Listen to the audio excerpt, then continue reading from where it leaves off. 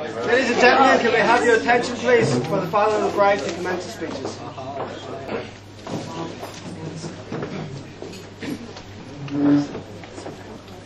Good afternoon, everybody. As father of the bride, I have the pleasure of making the first speech of the afternoon, and we're all ready for the star speakers, the groom and the best man. So I'm just a warm-up now. I would like to welcome you all here today, as you've all played a part, however large or however small, in the lives of Lisa and Keith. Some of you are local, some of you have travelled up from Ipswich and Felixstowe, and some have come as far as America. I know your presence here today is important to them, and I thank you for making these long journeys and long distance and tiresome journeys to make this a very special day for Lisa and Keith.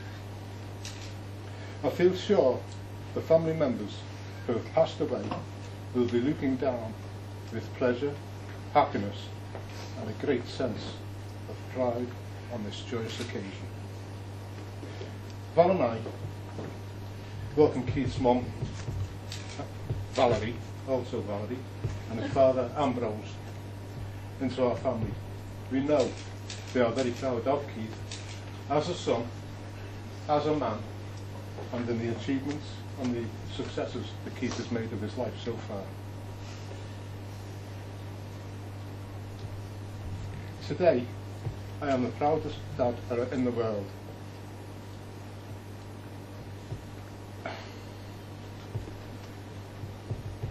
I'm the proudest dad in the world to give Lisa away.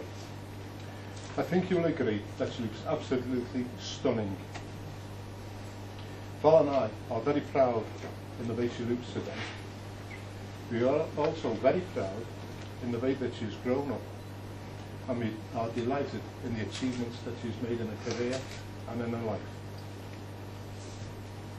We are also sure that her marriage to Keith will be just as successful as the rest of the successes she's made of her life so far.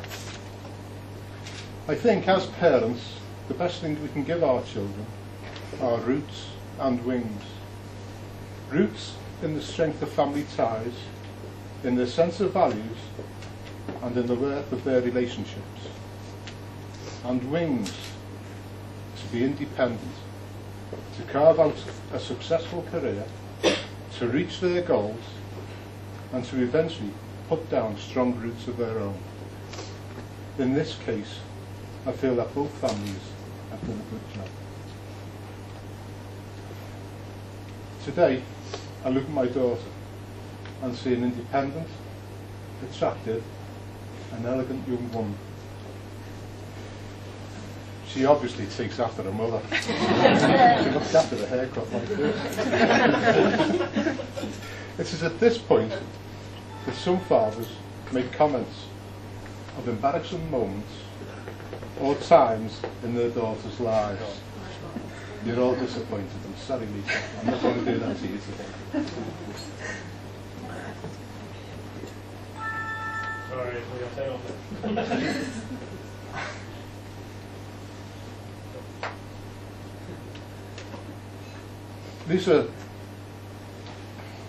Lisa's always lit up our lives, not just by leaving the lights on in the house, in the bathroom, leaving the TV on and the radio and the CD and everything else. But today, I am burning with pride. And we are proud in the way that she has turned out. On the other hand, I and my wife Valerie, we feel a sense of loss. The house will be darker, and the house will be quieter, a lot quieter. And I just want you to know how much you are loved by us both. This is my second of the father of the bride speeches, and as you can tell, it doesn't get any easier. It gets much harder. When reflecting upon all those special moments that we've all shared together. Today is another special landmark, and it's one we will all share together. Every father of the bride hopes that his daughter will find a reliable, sensible and loving, conscientious partner. Lisa has chosen Keith to be that partner, and I feel that Keith has been a member of our family for some time now. However, I would formally like to welcome Keith into our family. Thank you. Some of you may not know this, but Keith asked for Lisa's hand in the traditional manner. He approached me one long, hard day at work, and of course I was highly delighted. And I accepted right away before he could change his mind. It's funny how the intricate windings of this life crisscross. And I met Keith some 9 or 10 years ago when he worked for another company called Lombard Shipping. When he worked there, I noticed right away that he had the qualities of honesty, integrity, and an eye for detail there. Not expecting for one moment that he would eventually become my son-in-law. How proud I am. Keith, my son-in-law.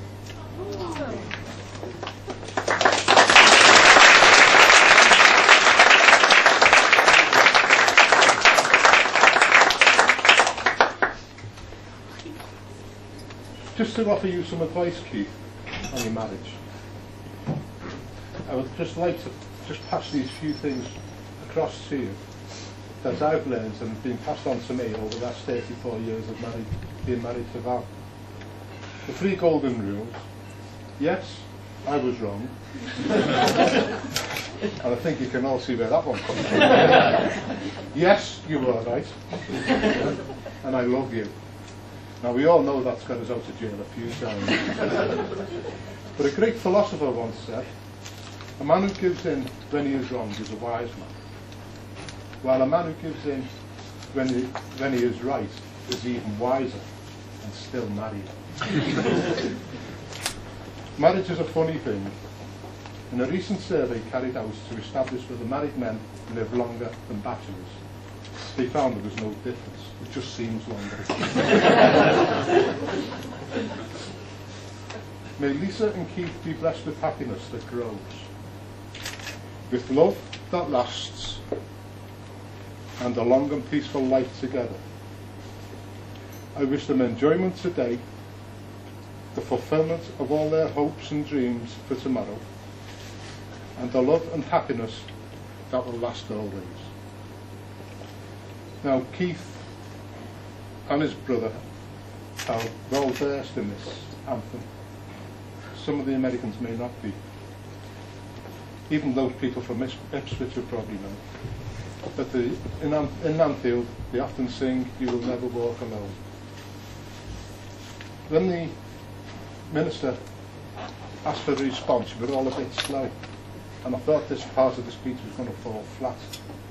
But I don't feel it will, because by the quality of friends and relatives and support that they've had of everybody, I am sure they will never walk alone.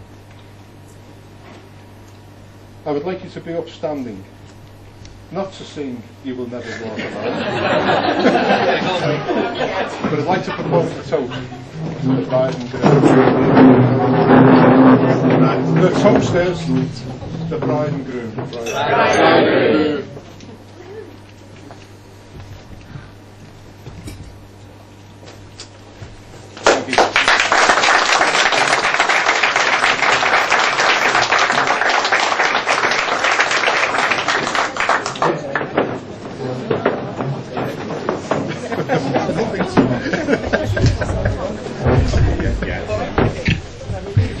Ladies and gentlemen, your groom, Mr. Keith Jones. Thanks.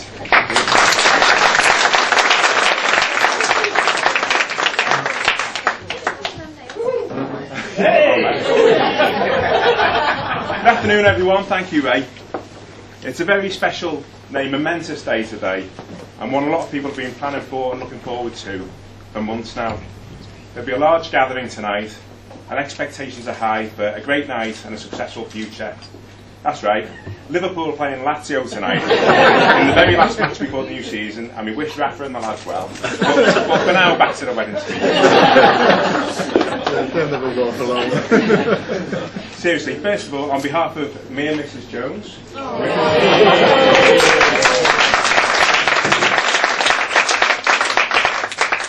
to thank you all for being here for our wedding today. It's been a fantastic day already, the best, but truly one of the best parts is having so many important people to us, both family and friends, all together in one place. So for that, we'd like to thank you all, wherever you come from. We'd also like to give a particular mention to all the people who've travelled, some from as far afield as Suffolk and London and the United States. So now that we're here, where to start? Well, firstly, I thank Ray for his kind words, but I also want to thank him, Val, and all the Greenwood clan for making Lisa the person she is and for making me feel part of the family from day one. I hope they'll be as happy to have me as their son-in-law as I am to be their son-in-law.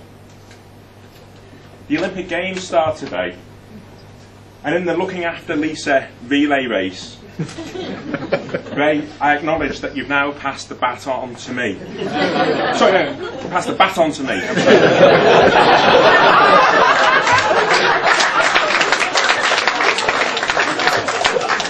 Sorry. Gap there, a bit Rest assured that I will take that responsibility seriously and won't be sprinting off into the distance. Most importantly, and to be serious for a second, I'd like to thank Lisa for becoming Mrs. Jones and making me the happiest, proudest man alive. She's my best friend and the most loving, sincere and fun person to be with. She brings out the best in me, puts up with all my daft jokes, and today she's more beautiful than ever. So what more can I ask for?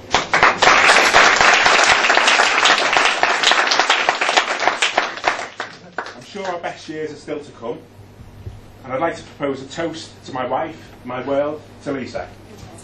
To Lisa. Sorry. Are you ready to go? 118, please.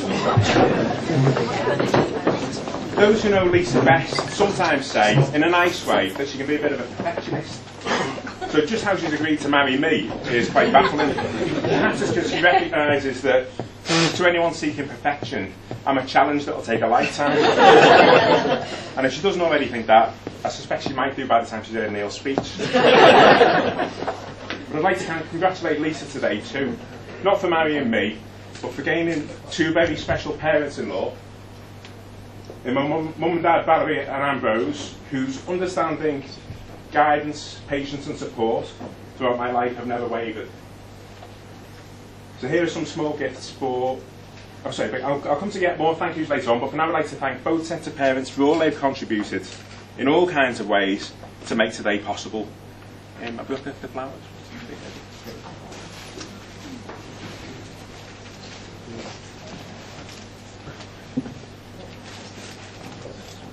Oh, thank you.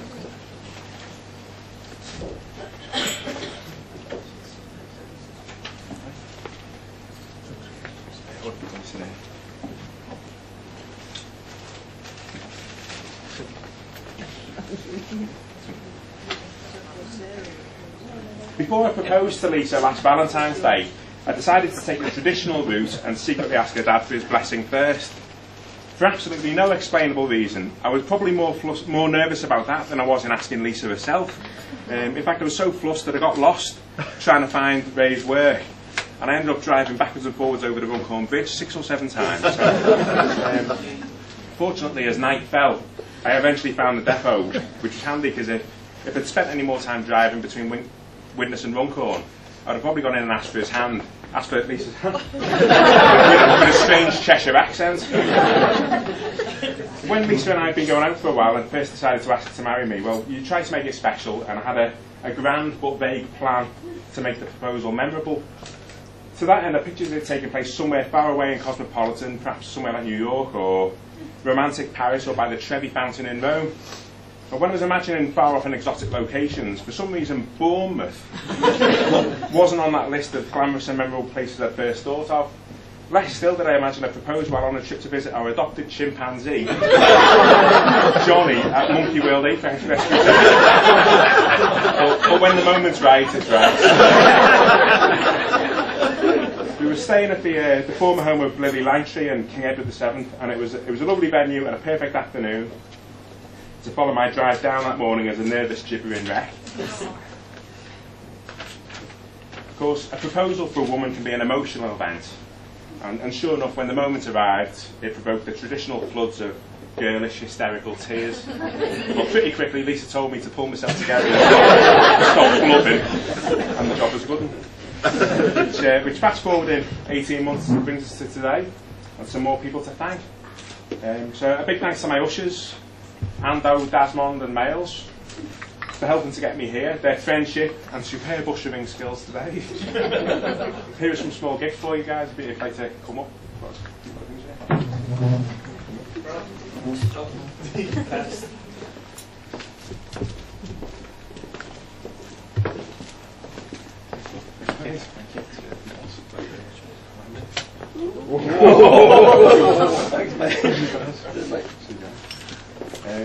Almost finally, the bridesmaids, Sarah, Amy and little Rhiannon.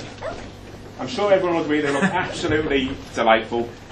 And Lisa and I would like to show our thanks to them for all the help they've given us throughout the day and in getting Lisa to the church on time. So ladies and gentlemen, I'd like you all to raise your glasses in another toast. I give you the bridesmaids.